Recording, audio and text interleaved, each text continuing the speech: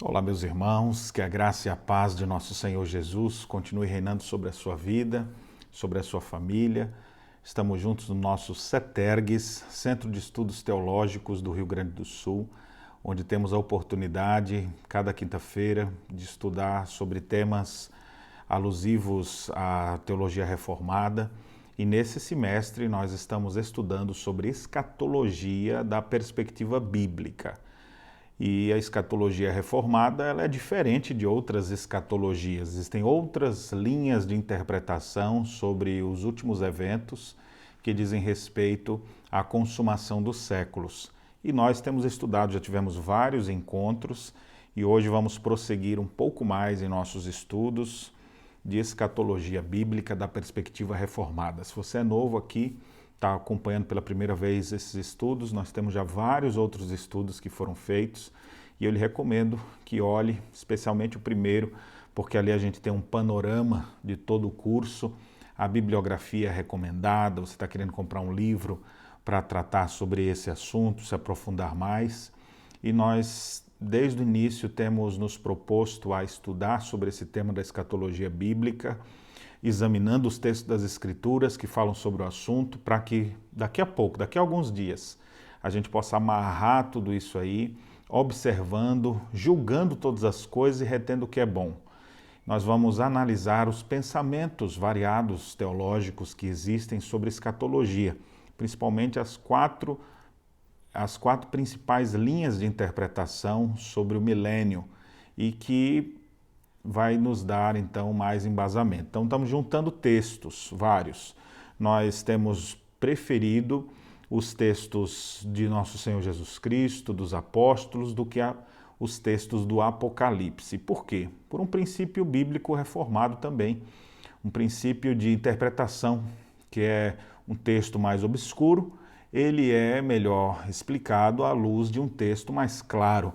Então, aqueles textos sem figuras, sem nenhuma linguagem diferente, fica muito mais fácil para nós. Então, a nossa proposta não é um estudo do Apocalipse, especificamente, mas um estudo sobre o fim do mundo, sobre as últimas coisas. E nós temos nos detido no sermão profético de Cristo e estudamos já os capítulos 24 e 25, que nos falam sobre a destruição do templo, o princípio das dores, sobre a grande tribulação, a manifestação do anticristo. Vimos isso no ensino de Mateus, capítulos 24 e 25. Vimos também no ensino do apóstolo Paulo, em algumas epístolas. Já vimos o ensino do apóstolo Pedro. E hoje nós vamos ver, eu vou dar uma adiantada aqui dentro desses temas, porque eu não vejo a hora da gente já ter um exame dessas quatro principais linhas de interpretação sobre as últimas coisas, especialmente sobre o milênio, as correntes amilenista, pré-milenista, dispensacionalista, pré-milenista histórica e pós-milenista. Eu sei que existem outros grupos além dessas quatro principais, mas a gente vai abordar as principais linhas de interpretação e hoje eu quero estudar com vocês sobre a ressurreição. Há um consenso entre todos os cristãos sobre a doutrina da ressurreição.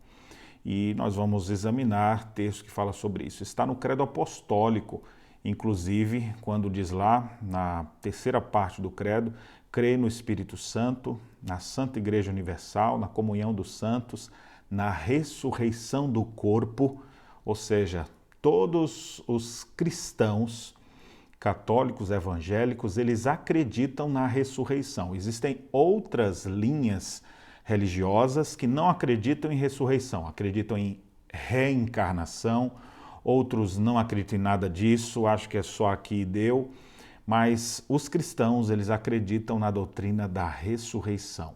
Não apenas os cristãos, porque você vai perceber que esse ensino também está no ensino do Antigo Testamento.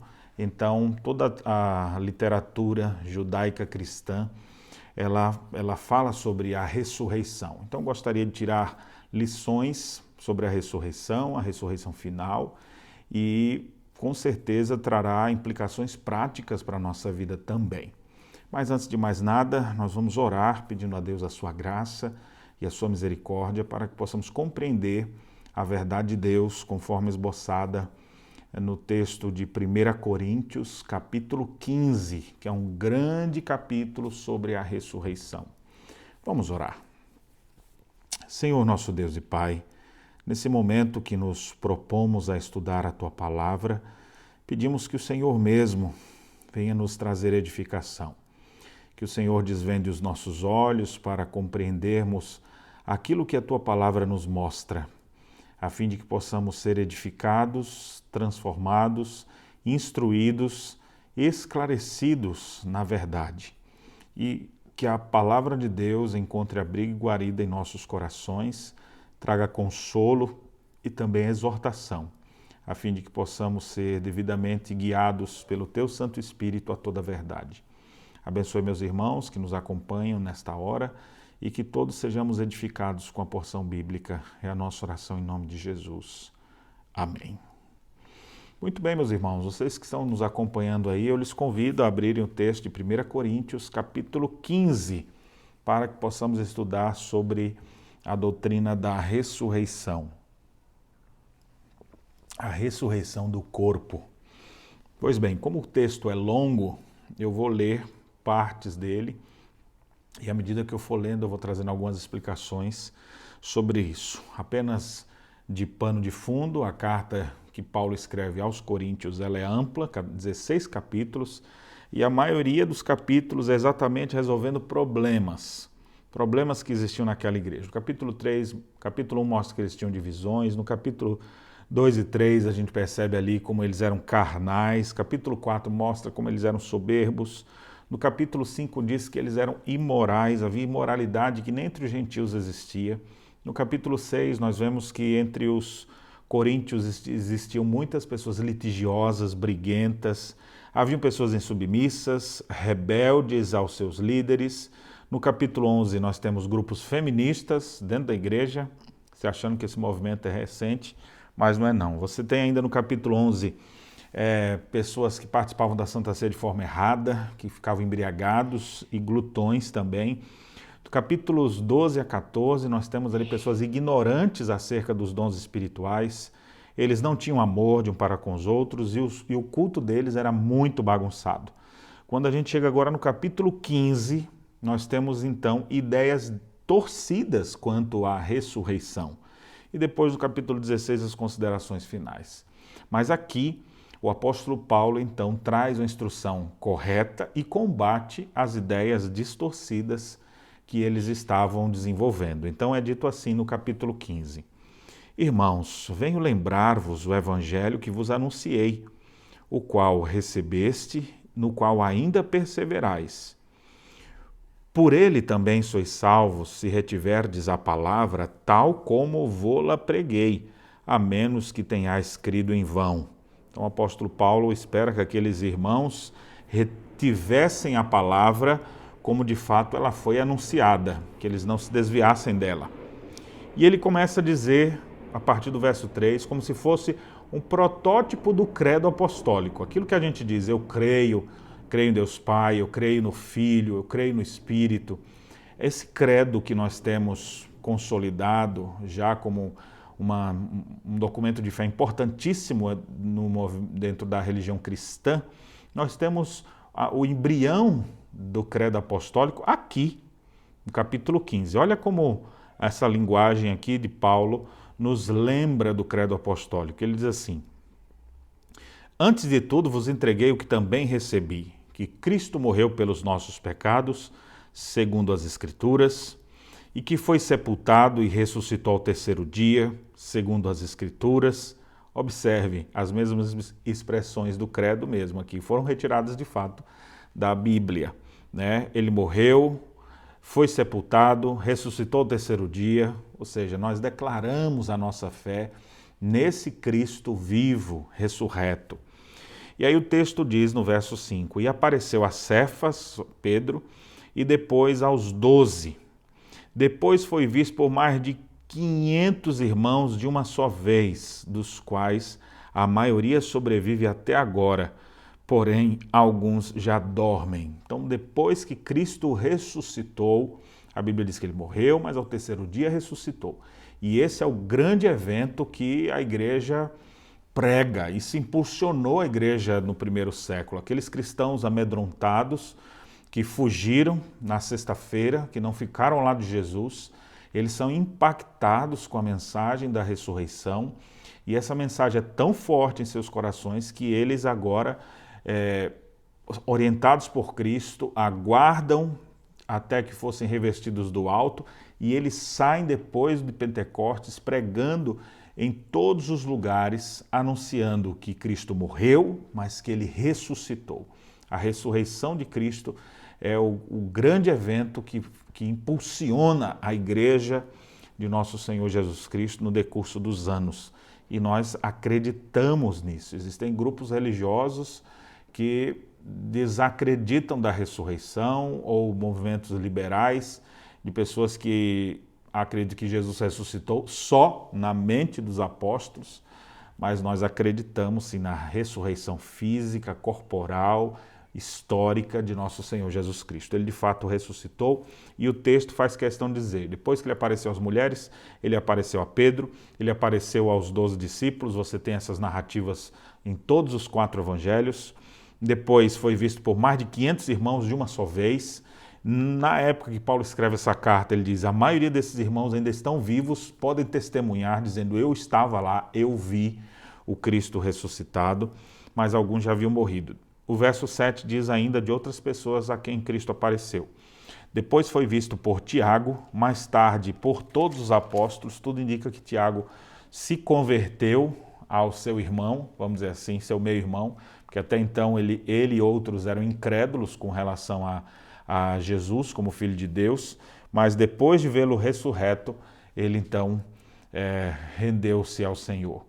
E afinal, depois de todos, foi visto também por mim, como por um nascido fora de tempo, porque eu sou o menor dos apóstolos, que não sou digno de ser chamado apóstolo, pois persegui a igreja de Deus. Então, o apóstolo Paulo argumenta que ele apareceu a Pedro, aos apóstolos, apareceu a mais de 500 pessoas reunidas, apareceu a Tiago, e por isso Tiago se une aos irmãos e se fortalece na sua fé. Depois nós temos a carta de Tiago, preciosa epístola, falando como se fosse um reflexo do Sermão da Montanha. E depois o texto diz que depois de ter aparecido a todos, apareceu também ao próprio apóstolo Paulo no caminho de Damasco. E ele se considera o menor de todos os apóstolos, como que nascido fora de tempo. É como se fosse aquela criança que não estava esperando e de repente nasceu, nascido fora de tempo. Essa é a ideia.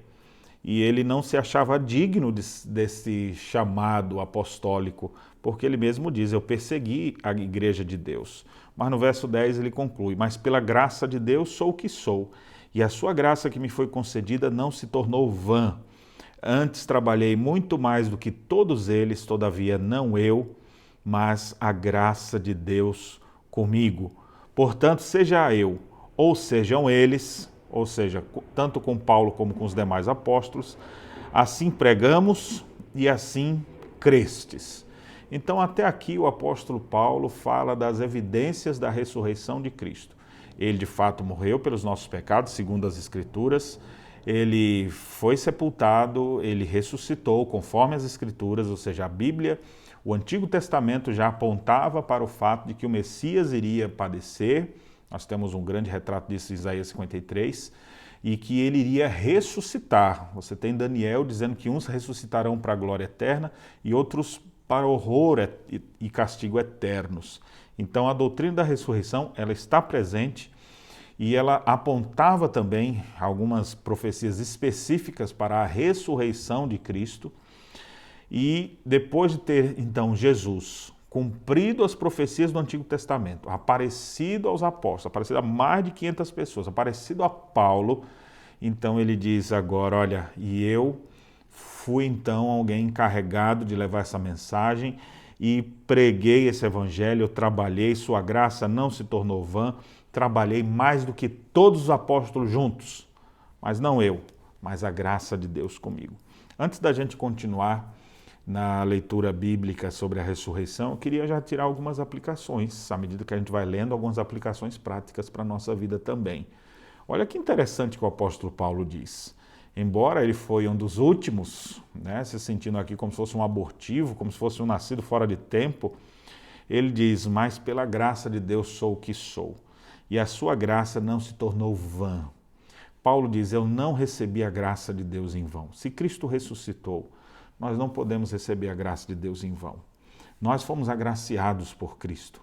O Cristo que ressuscitou, ele nos salvou. E se Cristo ressuscitou, nós não podemos viver agora acomodados, descansados. Não. Olha o que o apóstolo Paulo diz. Eu trabalhei muito mais do que todos eles. Aí vem a humildade no apóstolo Paulo e diz, quer dizer, não eu, a graça de Deus comigo. Mas Paulo trabalhou, Paulo se empenhou. Paulo sozinho fez mais do que todos os outros juntos. É isso que ele declara aqui. Mas ele reconhece. Isso foi a graça de Deus. Não é que eu tenho esse poder, mas a graça de Deus operando em mim fez com que eu trabalhasse assim. Pelo fato de que Cristo ressuscitou, nós podemos ter força e graça para trabalhar incansavelmente em sua obra. Embora o curso nosso de escatologia estamos pensando nas últimas coisas, enquanto não chega o fim, hoje vamos trabalhar. Você está engajado na obra de Deus? Você está hoje trabalhando? Você está trabalhando como alguém? Ou você pode dizer como Paulo assim, trabalhei muito mais do que todos eles? Será que você está devidamente engajado na obra de Deus, pronto, dando o seu melhor no serviço do Senhor? Isso é algo muito importante que o texto nos mostra e nós devemos, sim, examinar as nossas vidas e dizer, se eu creio nesse Cristo ressurreto, isso tem impactado minha vida, eu tenho dedicado meus dons, meus talentos para servi-lo. No último estudo nosso, nós já vimos nas parábolas de Cristo, na parábola dos talentos, o quão importante é nos envolvermos na obra de Deus e trabalharmos. E aqui Paulo está dizendo, a graça de Deus não se tornou vã, eu trabalhei com dedicação. A graça de Deus operou em mim para eu trabalhar mais do que todos juntos. Que a graça de Deus também opere no seu coração, para que você possa trabalhar. Não precisa ser mais que todos, mas pelo menos trabalhar com toda a sua vontade, todo o seu empenho, fazendo o seu melhor. Quem crê no Senhor Jesus, que foi morto e sepultado e que ressuscitou, e sabe que um dia também ressuscitará, trabalha hoje com afinco e dedicação na obra de Deus. Então não fique fora do trabalho do Senhor, envolva-se. É uma graça trabalhar na obra de Deus. Vamos prosseguir então. A partir do verso 12 aqui, Paulo já começa numa argumentação, combatendo uma ideia que existia já envolvida dentro da igreja, de que a ressurreição não era verdadeira. Então, para combater isso, ele usa uma argumentação muito interessante aqui dos versos 12 ao 19. Olha o que ele diz. Ora, se é corrente pregar-se que Cristo ressuscitou dentre os mortos, como, pois, afirmam alguns dentre vós que não há ressurreição de mortos? Então, observe aqui qual era o problema que tinha lá. Tinha gente que estava afirmando que não haveria ressurreição de mortos. Ou seja, irmãos, alguns dentre vós, Paulo está escrevendo para a igreja, ou seja, tinha uma heresia sendo desenvolvida já na igreja do primeiro século, de pessoas rejeitarem a doutrina da ressurreição ou pensarem nessa doutrina de forma equivocada. Então esse assunto sempre foi alvo de discordâncias de muitos grupos. Já havia grupos judeus que também não acreditavam. Em alguns momentos Jesus botou eles ali, tinha os fariseus que acreditavam em ressurreição e tinham outros que já não acreditavam. Os saduceus não acreditavam em ressurreição, embora fossem judeus, acreditavam em outras coisas mais, ou seja, o erro sempre vai surgir. O ponto é, como que nós vamos lidar com esse ensino infiltrado? O apóstolo Paulo resolve isso ensinando o que é certo. A melhor maneira de combater o erro é ensinar o que é certo. E o apóstolo Paulo, então, começa na argumentação. E se não há ressurreição dos mortos, então Cristo não ressuscitou. Paulo vai usar uma lógica para mostrar que se eu aceitar essa doutrina que estão dizendo por aí que Cristo não ressuscitou, mas isso não é importante. O importante é que ele está conosco, o importante é que o ensinamento dele está conosco e que a gente vai prosseguir. Aí alguns, é mesmo, o que tem a ver? Não, o apóstolo Paulo começa a ver as consequências desse ensino. Alguns estão afirmando que não há ressurreição. Bem, se não há ressurreição, qual é a lógica? Não há ressurreição, Cristo não ressuscitou. Se Cristo não ressuscitou, por que a nossa pregação é vã? E se a nossa pregação é vã, a fé de vocês também é vã. E olha, mais grave ainda. Verso 15, nós somos tidos por falsa testemunha de Deus, porque temos asseverado contra Deus que ele ressuscitou a Cristo, mas ele não ressuscitou, se é certo que os mortos não ressuscitam. E aí ele continua seguindo essa linha, não é a dele, mas é do que alguns estavam semeando de errado lá. Ora, porque se os mortos não ressuscitam, como alguns estão afirmando, Cristo não ressuscitou. E se Cristo não ressuscitou, é vã a vossa fé e ainda vocês estão nos seus pecados. Ou seja, vocês nem nasceram de novo. E ainda mais, os que dormiram em Cristo pereceram. Ou seja, o martírio que alguns já haviam sofrido, não haveria recompensa nenhuma. Então Paulo, ele não acredita nisso. Mas ele só mostra como é ilógico aquele raciocínio. Porque se eles rejeitassem a doutrina da ressurreição, a ressurreição de Cristo estaria em risco. Então eu não aceito, não acho que existe negócio de ressurreição. Isso não se aplica aqui. Então, as consequências deste ensino, de não acreditar na ressurreição, isso faria com que a pregação fosse falsa, a fé fosse falsa, Cristo não ressuscitou, era um falso. Então tudo era falso. Para que vocês estão vivendo então aqui dentro da igreja? Vocês estão ainda nos seus pecados, vocês nem nasceram de novo, por que vocês estão falando de Jesus? Esquece tudo. Observe como Paulo considera a doutrina da ressurreição como algo fundamental para a fé cristã. E de fato, é isso que nós cremos. Se Cristo não ressuscitou, é vã a vossa fé, o texto diz, e ainda permaneceis nos vossos pecados. Aqueles irmãos tinham uma esperança apenas em Deus, aqui e agora. Eles não estavam preocupados se a ressurreição aconteceu ou não, ou se a nossa iria acontecer. O importante era aqui e agora. E o apóstolo então diz no verso 19, se a nossa esperança em Cristo se limita apenas a essa vida, nós somos os mais infelizes de todos os homens.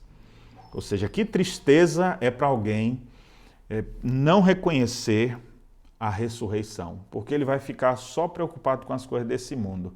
Essa pessoa pode achar que tem felicidade, mas Paulo diz, vocês são os mais miseráveis que existem.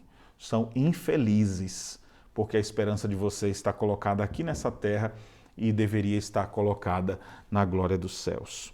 Então, meus irmãos, a ressurreição de fato aconteceu, Cristo ressuscitou, ele foi visto pelos apóstolos, foi visto por mais de 500 homens, apareceu a Tiago, apareceu a Paulo, e essa verdade tem feito a igreja proclamar essa mensagem de que Cristo ressuscitou, está vivo e está presente conosco como ele prometeu. Eis que eu estou convosco todos os dias até a consumação dos séculos.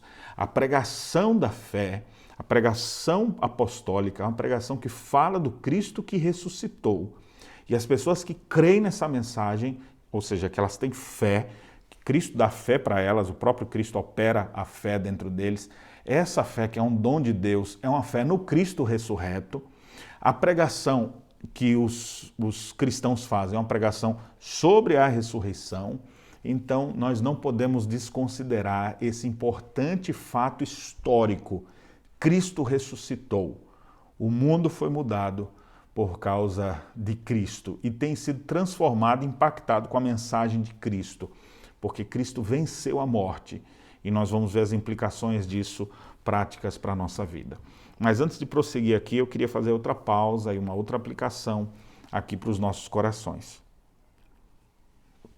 Observe o que ele diz.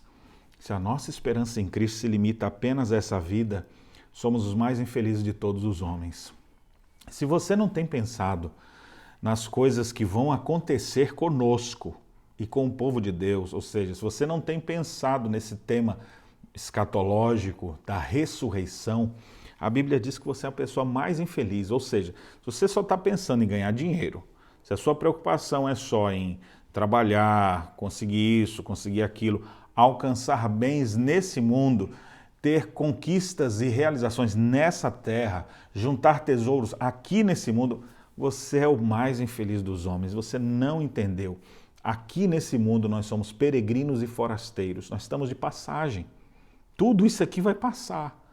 O que tem de substancioso, o que tem de glorioso, o que tem de realidade para nós, não é o que a gente está vendo, não, é o que a gente aguarda, que Cristo prometeu nos dar.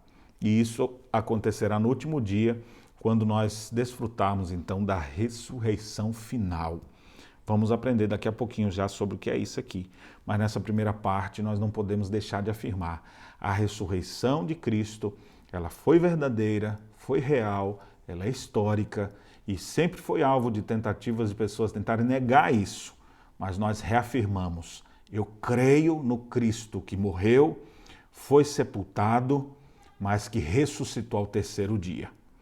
Então, não tenha a sua esperança apenas no Cristo aqui, o que Ele pode resolver para você aqui nesse mundo. Se a sua esperança for só isso, você é o mais infeliz dos homens. E se você está vivendo essa infelicidade, eu lhe conclamo, arrependa-se. Creia no Cristo redivivo e comece a aguardar o que Ele poderá fazer por você no futuro. O que Ele poderá fazer com você, com a sua mente, com o seu corpo, com tudo que você é. E nós vamos ver daqui a pouquinho, quando a gente chegar mais adiante nesse texto. Vamos prosseguir a leitura agora, a partir do verso 20. Mas de fato Cristo ressuscitou dentre os mortos, sendo Ele as primícias dos que dormem. Visto que a morte veio por um homem, também por um homem veio a ressurreição dos mortos.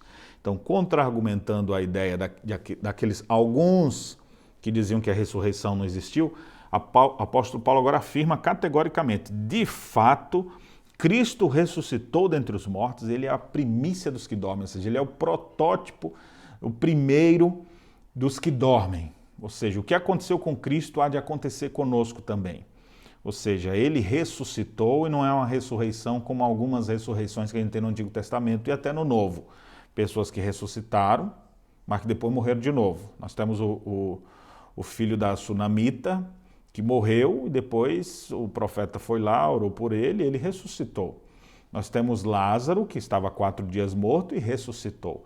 Nós temos a viúva de Naim, que estava ali chorando pelo seu filho, de repente o menino ressuscitou. Então nós temos várias histórias de ressurreição, mas todas essas pessoas que ressuscitaram morreram de novo depois. Ainda não é a ressurreição final para eles. A ressurreição final, ela se dará no último dia e nós teremos corpos semelhantes ao de Cristo, porque Ele é a primícia dos que dormem. Ele recebeu um corpo novo. Cristo já ressuscitou nesse corpo glorificado, que tinha alguns traços diferentes. Eis a razão porque alguns discípulos estavam caminhando com Ele e não reconheceram no caminho de Emaús. E o coração ardia até que Cristo se revelou a eles. A própria Maria, que vivia com Ele, que o amava, que o viu, achava que era um jardineiro.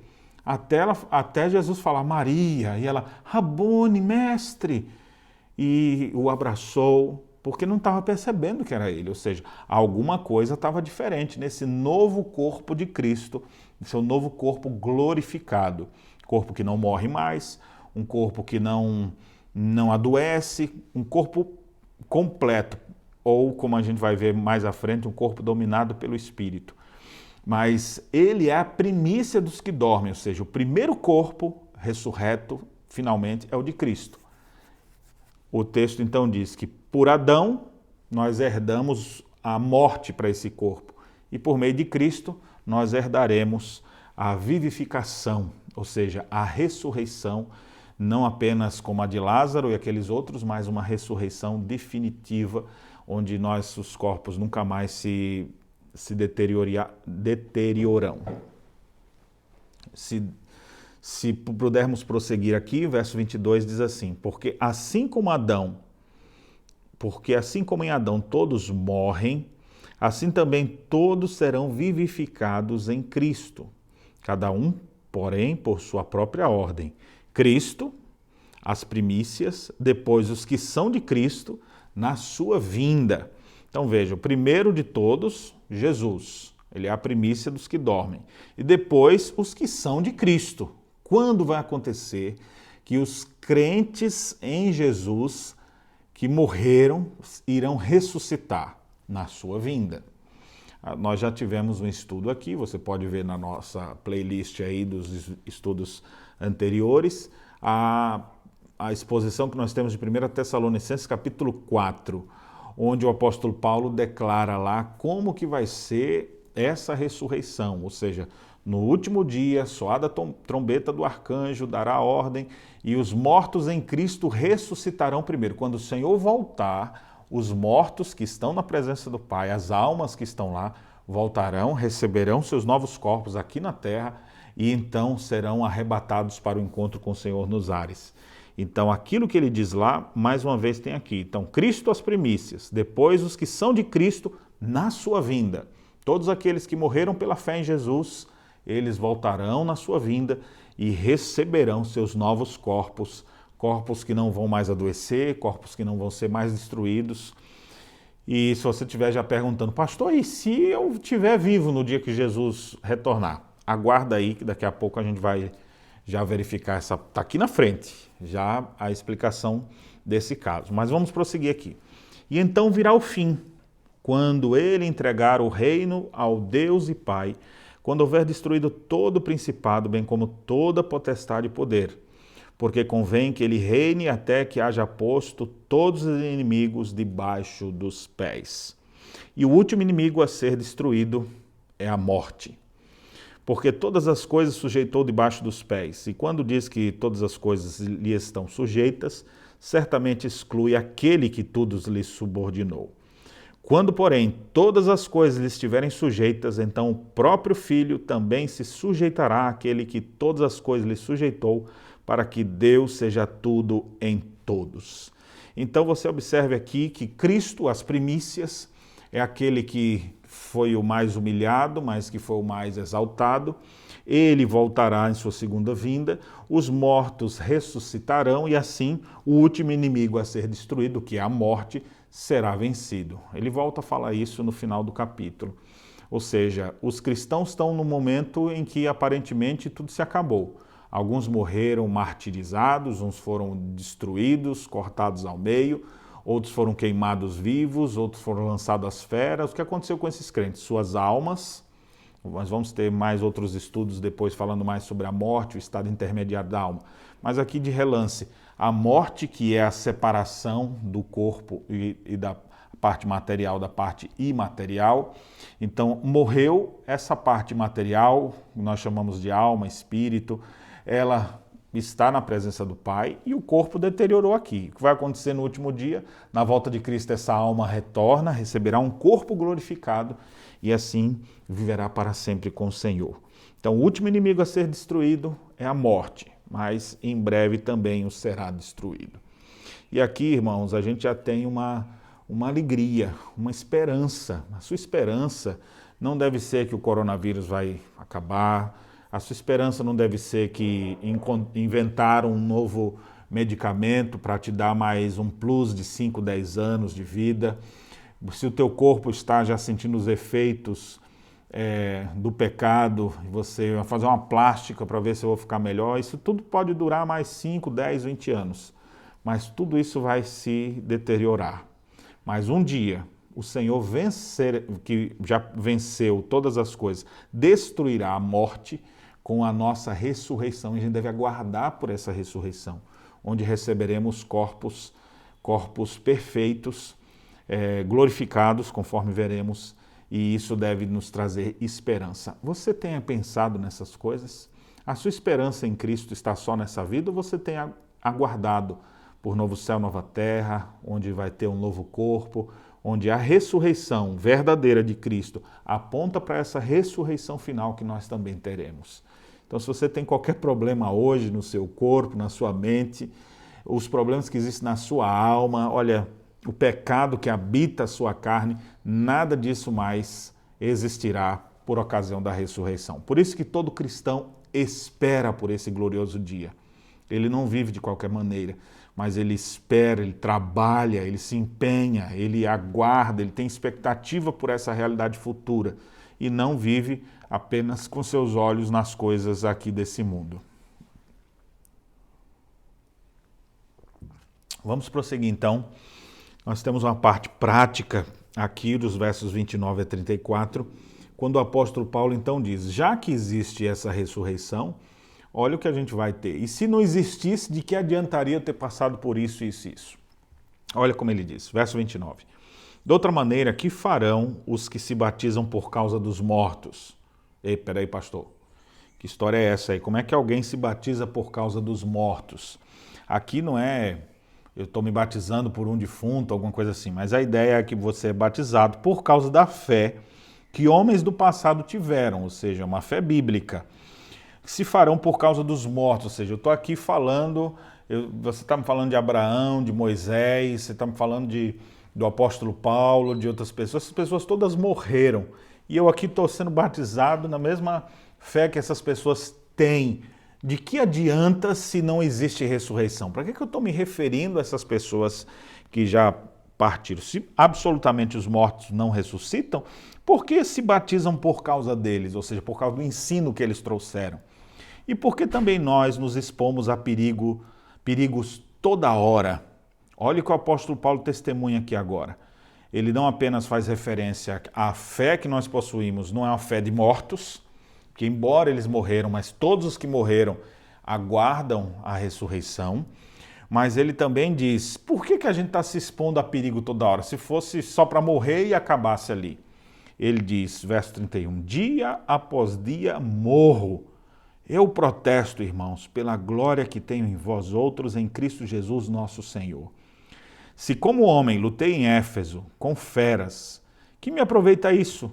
Se os mortos não ressuscitam, comamos e bebamos, que amanhã morreremos. Não vos enganeis, as más conversações corrompem os bons costumes.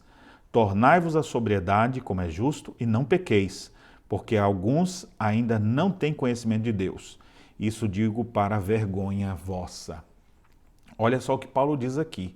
Ele diz, eu protesto, irmãos, se não existe ressurreição, que tolice é essa que a gente acabou fazendo?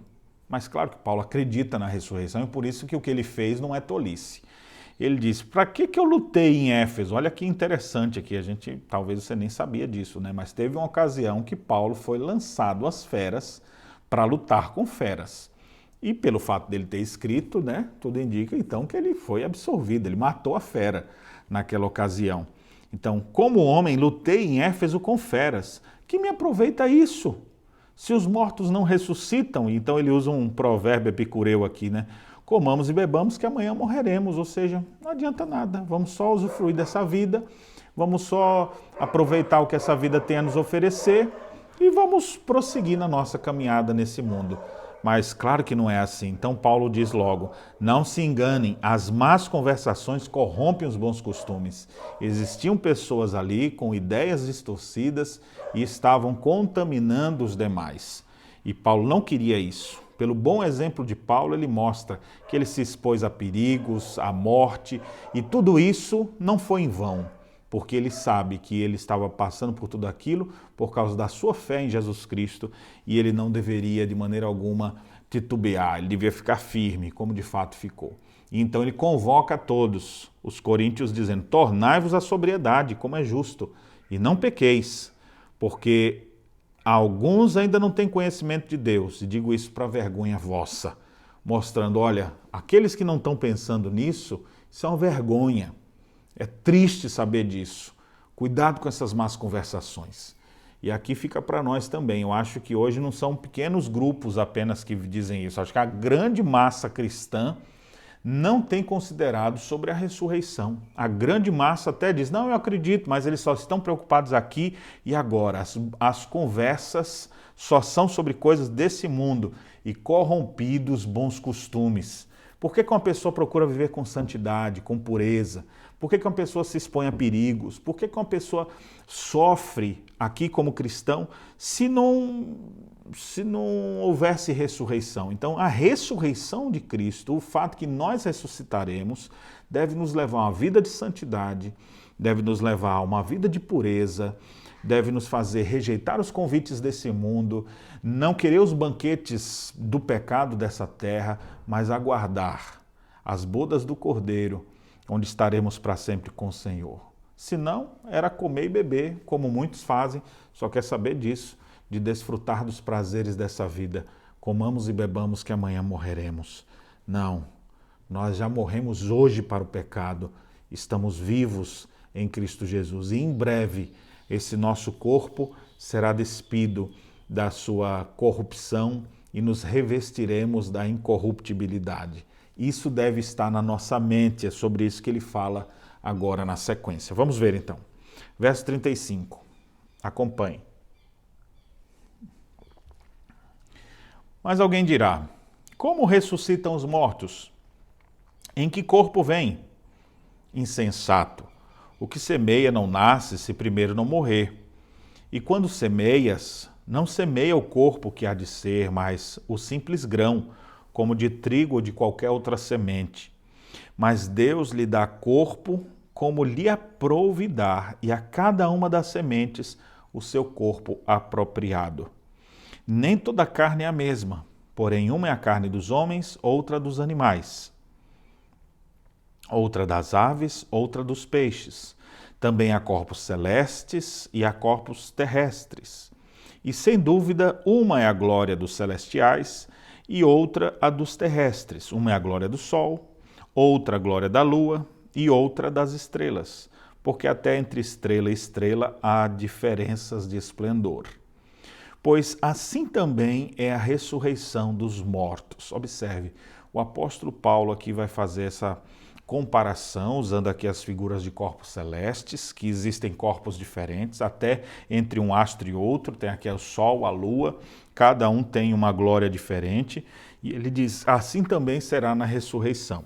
E ele continua no verso 42, semeia-se no corpo da corrupção, ressuscita na incorrupção. Semeia-se em desonra, ressuscita em glória. Semeia-se em fraqueza, ressuscita em poder. Semeia-se em corpo natural, ressuscita em corpo espiritual. Então, olha quantas expressões ele utiliza para a nossa vida aqui e agora e a vida que nós teremos no porvir. Então, ele fala de corrupção, desonra, fraqueza, algo natural, ou seja, a nossa vida aqui na Terra, ela é assim. Ela é envolvida com corrupção, porque nosso coração é corrompido, é envolvida com desonra por causa do pecado que habita em nós, em fraqueza, porque esse corpo vai se deteriorar e vai se enfraquecer e vai morrer, e ele é natural. Mas, contrastando com isso, o que Deus tem reservado para o seu povo e o que ele vai fazer é que nós teremos agora não mais corrupção, mas incorrupção. Na ressurreição, nossos corpos serão incorruptíveis. Ele não vai corromper mais, ele não vai mais cair do seu estado, como Adão, que estava em estado de perfeição e caiu em pecado. Será que vai fazer tudo de novo? Não. Nós vamos ter agora incorrupção. Outra classificação aqui, ele diz, ressuscita em glória, não mais em desonra, mas em glória. Depois, em poder. E também é um corpo espiritual, ou melhor seria esse corpo espiritual, uma referência dominado pelo Espírito, como alguns teólogos preferem.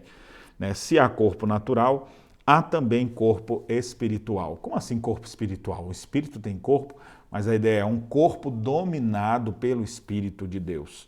Ou seja, no novo céu e na nova terra, você há de ter um corpo semelhante ao de Cristo. Ele é a primícia dos que dormem. Esse corpo, ele é um corpo espiritual, ou seja, dominado pelo Espírito. Logo, ele não adoecerá, ele não terá mais nenhuma condição de se corromper, de pecar. Ele é um corpo que não se enfraquece e morre, mas é um corpo em poder. Ele é um corpo espiritual.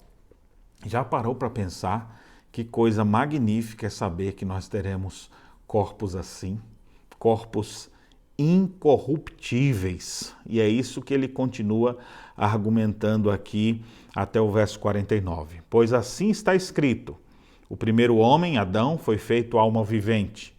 O último, Adão, ou seja, Cristo, ele é espírito vivificante. Mas não é o primeiro espiritual, e sim o natural, depois o espiritual. O primeiro homem, formado da terra, é terreno, uma referência a Adão, à nossa natureza humana. O segundo homem é do céu, fazendo uma referência a Cristo. Como foi o primeiro homem, o terreno, tais são também os demais homens terrenos, ou seja, o que aconteceu com Adão acontece conosco também. Assim como ele foi corrompido pelo pecado, nós já nascemos corrompidos também pelo pecado. E como é o homem celestial, tais também os celestiais. E assim como trouxemos a imagem do que é terreno, devemos também trazer a imagem do celestial, ou seja, nós herdamos de Adão a natureza pecaminosa, mas por sermos filhos de Deus pela fé em Cristo Jesus, herdamos também dele aquilo que ele é o primeiro, as primícias dos que dormem. Nós herdaremos também a sua imagem, aquela imagem que Adão se quebrou, em Jesus é restaurada. Aquilo que era cheio de corrupção, agora em Cristo é sem corrupção, é incorruptível. Aquilo que era fraco em Adão, agora é em poder em Cristo Jesus. Aquilo que era natural, agora é espiritual sobre a vida dos seus filhos. Olha que coisa maravilhosa, então, Deus tem reservado para o seu povo. E eu, antes de prosseguir aqui, eu preciso fazer algumas aplicações para vocês. Eu queria falar primeiramente para aqueles que têm uma lista de remédio para tomar todo dia. Quem sabe você vai lá, acorda, tem mais esse, de tarde tem mais esse, tem que no final do dia fazer isso. Imagina aqueles que têm que fazer hemodiálise, pessoas que estão à espera de um transplante. Por quê? Porque o corpo é fraco, porque o corpo está mostrando sua corrupção. O corpo que Cristo tem reservado para os seus filhos é um corpo em poder. É um corpo que não vai ter nenhuma dessas coisas. Não precisa tomar um remédio no corpo novo. Outra coisa, quem sabe você luta contra as inclinações dessa sua carne. Quem sabe inclinações pecaminosas, alguns com inclinações homossexuais, outros com inclinações promíscuas, outros com desejo de ter as coisas dos outros, ou inclinações de querer destruir a vida das pessoas por causa de fofocas, isso, aquilo, outro. Ou seja, são as inclinações do coração, a corrupção de dentro. Em Cristo Jesus, esses desejos todos, eles foram dizimados. Em Cristo Jesus, no nosso novo corpo, nós não vamos ter nada disso, porque o nosso corpo é dominado pelo Espírito. Não vai ter um momento para você dar lugar àqueles pensamentos profanos, imundos, pecaminosos. Somente vai ser povoada só de pensamentos puros e verdadeiros. Você, agora falando para aqueles que sofrem de baixa autoimagem, baixa estima, que se acham as piores pessoas, que se acham feios, que se acham horríveis, que ninguém me ama, ninguém me quer, pois Cristo que lhe amou, apesar de você ser tudo isso de ruim mesmo, Ele tem reservado para você uma nova vida, onde você não vai ter mais esses efeitos do pecado na sua vida, se achando coitado, se sentindo a pessoa mais feia do mundo. Você vai levar sobre si a imagem do celestial. Tudo que não presta em nós é herança da nossa natureza adâmica. Mas tudo isso será rompido e um novo padrão se estabelecerá nesse novo corpo que Cristo tem reservado para nós. Que coisa gloriosa a gente pensar nisso. Você que está cuidando bem do seu corpo, agora uma palavra também para você, é importante sim. Tem duas aplicações aqui para quem cuida do corpo. Se você está cuidando do seu corpo, isso é um reflexo de que você entende já que esse corpo será revestido de incorruptibilidade. Então vou cuidar bem dele, já que ele é o templo do Espírito Santo aqui e agora. Mas existe um outro grupo de pessoas que só pensam no corpo, eles cultuam o corpo. Eles amam apenas estar em forma, aquela coisa toda. Olha, esse seu corpo aí, ele não é esse ainda não. Não é esse que é o incorruptível. Esse vai se deteriorar, esse vai se acabar. Por mais que você consiga fazer ele perdurar por um tempo maior, mas sua esperança não pode ser só nele. Então, por isso que eu falo aqui desses dois grupos. Se você se preocupa em viver uma vida saudável, em cuidar do seu corpo, você está correto. Nós devemos fazer isso mesmo. Afinal, o Senhor, Ele é o Senhor do nosso corpo. Mas, por outro lado, não pense que isso é um fim em si mesmo e fique adorando um corpo escultural ou coisa desse tipo, porque tudo isso se deteriorará. Nós devemos aguardar quando Cristo regressar, nos dando novos corpos. E aqui, antes de prosseguir, mais uma última aplicação para aqueles que tiveram fatalidades envolvendo seus corpos. Você que perdeu um membro, você que teve algum problema de saúde muito sério, alguns que perderam a visão ou que perderam os dentes, pessoas que não conseguem ouvir direito, pessoas que tiveram que fazer cirurgia, amputar partes do corpo. Olha, Cristo nos dará um corpo completo, perfeito, dominado pelo Espírito de Deus. E isso nós devemos aguardar. Lá no tempo do fim, nós teremos um corpo perfeito, conforme a imagem celestial de Cristo. Que coisa gloriosa. Isso está reservado. Você fala, pastor, quanto deve ser uma cirurgia para conseguir um corpo desse? Quanto será que eu vou pagar? Você não tem nada para pagar. Cristo pagou já por isso, lá na cruz do Calvário. E nós herdaremos isso de graça. Não é para todo mundo, é só para os filhos de Deus. Para os que são incrédulos, tem alguma coisa para ele também. E a segunda parte agora nós vamos ver o que vai acontecer com eles. Acompanhe, por favor, a partir agora do verso 50. Estamos agora na última parte da nossa exposição de 1 Coríntios 15, falando sobre a ressurreição. Então acompanhe aí, por favor. Isso informa, irmãos, que a carne e o sangue não podem herdar o reino de Deus, nem a corrupção herdar a incorrupção. Eis que vos digo um mistério: nem todos dormiremos, mas transformados seremos todos. No momento, num abrir e fechar de olhos, ao ressoar da última trombeta. A trombeta soará, os mortos ressuscitarão incorruptíveis e nós seremos transformados. Porque é necessário que este corpo corruptível se revista da incorruptibilidade e que o corpo mortal se revista da imortalidade. E quando este corpo corruptível se revestir da incorruptibilidade e o que é mortal se revestir da imortalidade, então se cumprirá a palavra que está escrita: tragada foi a morte pela vitória. Onde está, ó morte, a tua vitória? Onde está, ó morte, o teu aguilhão? O aguilhão da morte é o pecado e a força do pecado é a lei. Graças a Deus que nos dá a vitória por intermédio de nosso Senhor Jesus Cristo. Meus irmãos, que coisa maravilhosa aqui. Ele fala agora de um mistério. Ele já disse que vai acontecer. Cristo vai voltar no último dia. Cristo é as primícias e os que são de Cristo na sua vinda. Ou seja, quando Cristo retornar, todas as almas dos crentes em Jesus que morreram no Senhor voltarão e viverão com Ele por toda a eternidade. Pois bem, esses serão transformados, receberão seus corpos. E nós, se estivermos vivos no dia de Cristo, digamos que fosse hoje, Cristo voltou, nós não morremos, e aí, vamos ficar para trás? Não, o texto diz que seremos transformados no momento, num abrir e piscar de olhos, tão rápido quanto você piscou aí.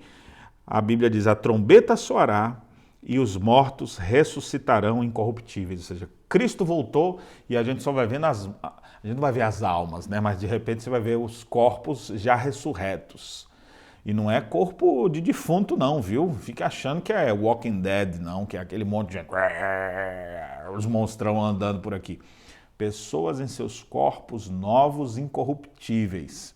E nós, os vivos, os que ficarmos, né, seremos transformados no abrir e piscar de olhos. Ou seja, porque esse corpo corruptível vai ser revestido da incorruptibilidade. Ou seja, não mais pecaremos, não mais teremos nada disso, a morte foi vencida e nós agora recebemos novos corpos em Cristo Jesus. E aí vem quase que uma chacota de guerra, igual aqueles, quando vence o inimigo, fala nhê, nhê, nhê, alguma coisa assim. Aí os próprios, é como se o Senhor mesmo dissesse, cadê a morte, a sua vitória? Cadê a morte? Você não estava aí zombando que vencia tudo e agora a morte foi tragada, foi destruída. Graças a Deus que nos dá a vitória por intermédio de nosso Senhor Jesus Cristo. A única forma de vencer a morte foi Cristo Jesus na cruz do Calvário. Ele morreu e ressuscitou. A morte não o deteve. Ele venceu a morte.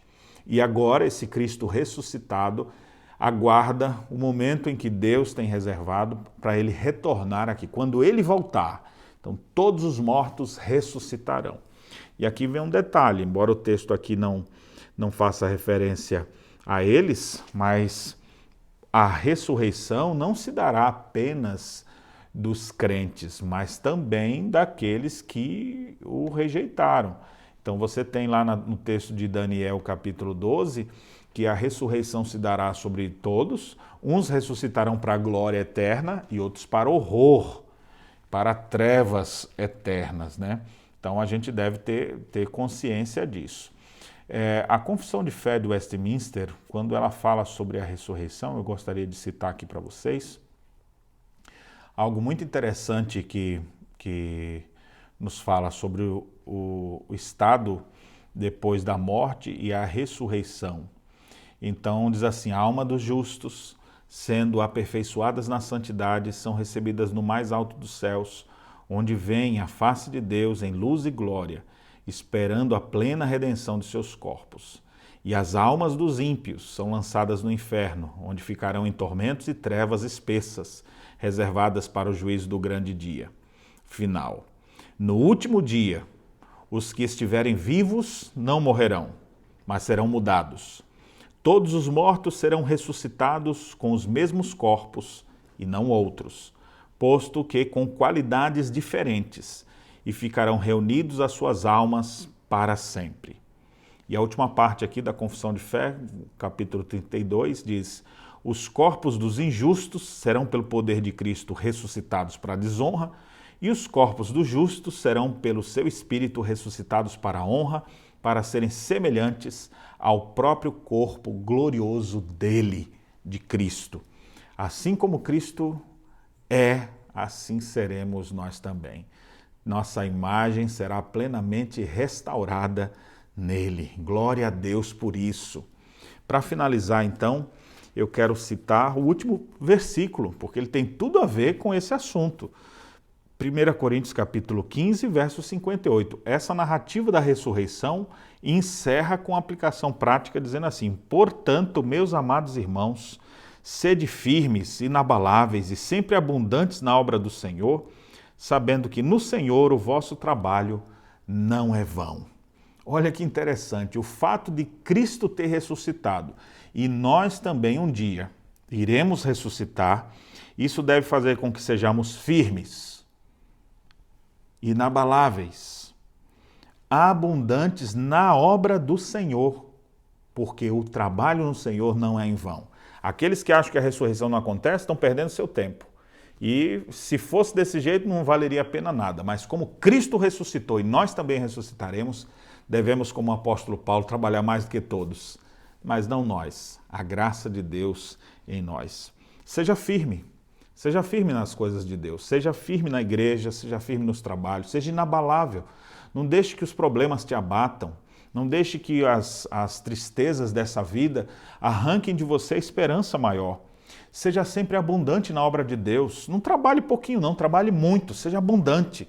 Evangelize aqui, pregue para lá, se envolva com a obra missionária, enfim, tudo que você vier fazer, faça da melhor maneira possível, porque tudo que fazemos no Senhor não é vão. Existem trabalhos que são em vão, mas o trabalho cristão não é em vão.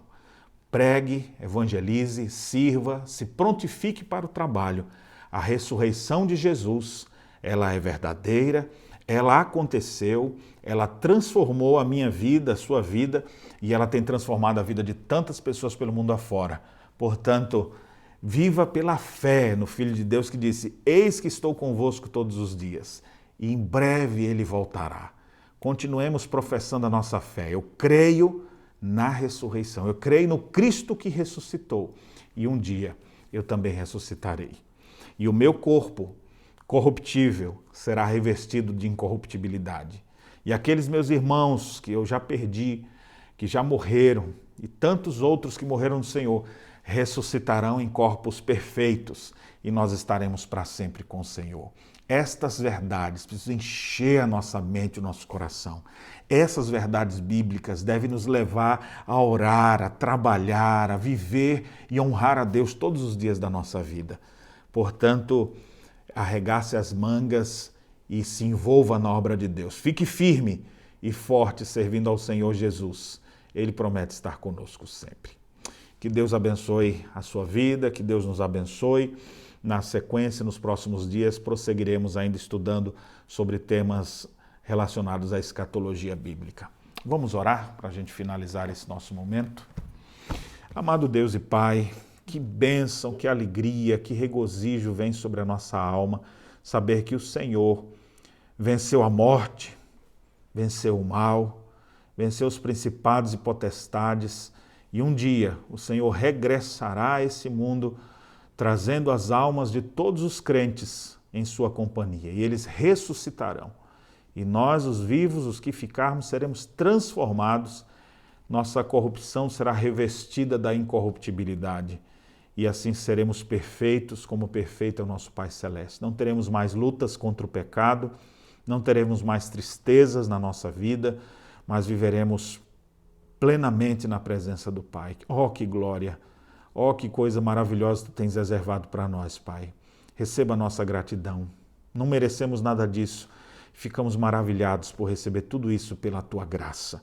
Que nós possamos, ó Deus, trabalhar incansavelmente na obra do Senhor, servindo ao Senhor com alegria, sabendo que o trabalho em Cristo nunca vai ser em vão. E ainda que sejamos rejeitados, ainda que não sejamos reconhecidos, que nós possamos ser firmes, inabaláveis e sempre abundantes na obra do Senhor.